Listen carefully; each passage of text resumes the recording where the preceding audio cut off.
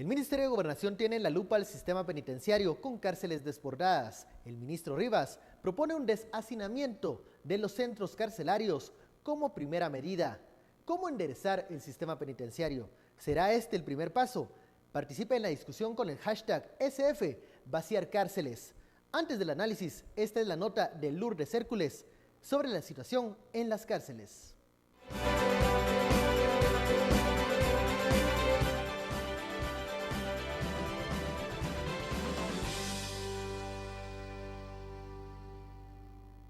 El sistema penitenciario constituye la prioridad del nuevo gobierno en materia de seguridad. Para ello, el titular Francisco Rivas propone como acción inmediata un plan denominado deshacinamiento. Consiste en sacar de la cárcel a miles de reos que señala ya deberían gozar de libertad. ¿Por qué no han salido? Porque ellos en realidad carecen de un abogado, ya sea de la defensa pública o privado, que les tramite su solicitud ante las judicaturas correspondientes. Rivera agrega que se trata de un plan que no requiere de inversión económica y que espera presentar la próxima semana al organismo judicial, Ministerio Público e Instituto de la Defensa Público Penal. Señalan que son entre 3.000 y 5.000 personas las que podrían salir de los centros carcelarios, un equivalente al 20% de la población que guarda prisión.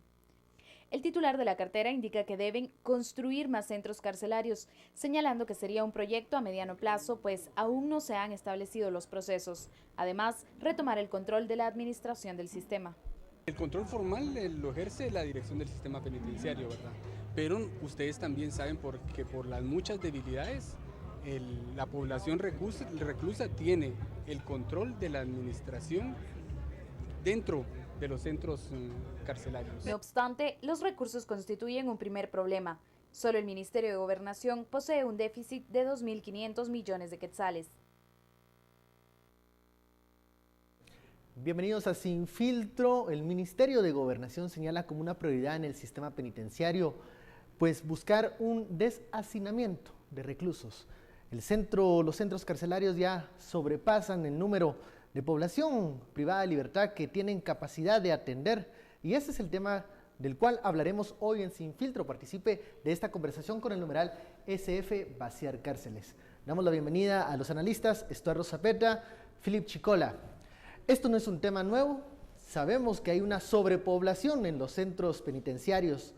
¿Es esta una alternativa viable a agilizar estos procesos, Philip? Bueno, vean, el tema del sistema penitenciario tiene muchísimas aristas. Uno de ellos es la mora judicial, que la mora judicial es parte de lo que hablaba el ministro Rivas. Hay decenas, cientos de reos que ya cumplieron condena o que en algunos casos ya podrían aplicar a una redención de penas y que por no contar con una defensa técnica profesional capaz a su disposición, no pueden ni pedir que se termine de ejecutar la pena o que se le resuelva que ya se ejecutó la pena, o no se puede solicitar la redención de la misma. Del otro lado, eso ocurre con los condenados.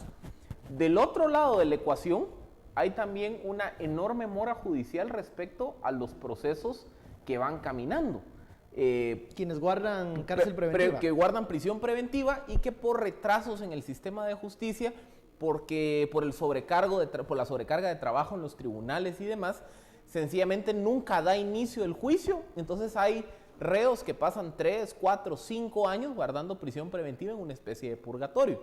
Entonces, por un lado, creo que sí hay que hacer una reforma al sistema de justicia para tratar de agilizar los procesos. En la medida de lo posible hay que abrir más tribunales de sentencia. Y creo yo que también, por ejemplo, el tema de revisar la ley de amparo, porque muchos de los procesos entran en ese purgatorio porque cuando está caminando el proceso judicial se presenta un amparo, ya sea la defensa o el Ministerio Público, se suspende el proceso y hasta que no se termina de resolver todas las dinámicas del amparo, no continúa el proceso subyacente. Entonces, digamos que sí hay, al sistema de justicia le toca pagar, al sistema penitenciario le toca pagar los platos rotos de algunos retrasos del sistema de justicia.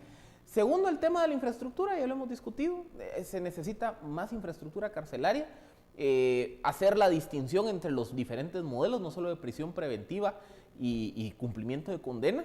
sino también en cada uno de ellos debe de haber cárceles de mínima seguridad, o que es para delitos menores, cárceles de alta seguridad, que es, por ejemplo, para narcotraficantes o para exfuncionarios públicos, en donde se busque resguardar su seguridad y al mismo tiempo que no se escape, y la cárcel de máxima seguridad, que ya es para criminales peligrosos y que ahí la lógica es evitar que ellos tengan contacto con la sociedad. Es decir, la solución a la crisis tiene aristas tanto de reforma institucional como de infraestructura. Ahora, el ministro Rivas afirma que este proceso de deshacinamiento, como él lo menciona, puede ser rápido y no va a costar recursos públicos, Estuardo.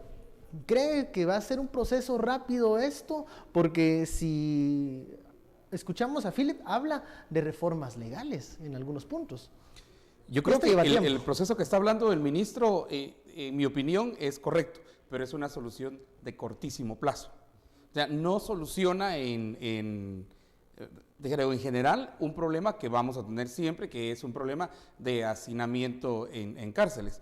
Posiblemente sí tengamos o debamos tener una solución a partir de infraestructura, pero cuando se ha hecho infraestructura, recordemos que precisamente quienes hicieron la infraestructura están bajo procesos de corrupción. O sea, para mí el gran problema del sistema penitenciario, aparte que el estudio del CIEN, el estudio que hizo el Centro de Investigaciones Económico Nacionales CIEN, un estudio magnífico, que yo creo que uno tiene que entrarle a los números, ¿verdad? De 19,000 reos, 46%, por ejemplo, están en prisión preventiva y que muchos deben salir. Los números que da él son correctos, ¿verdad? Sería entre 3,000 y 5,000, pero eso todavía no te hace llegar al sistema, un sistema que fue diseñado para 8,000, 9,000, sí, 10,000 en su máxima capacidad, pero siempre hay que tener precisamente ese 20% o 10% para los de previsión preventiva que entran y salen, ¿verdad?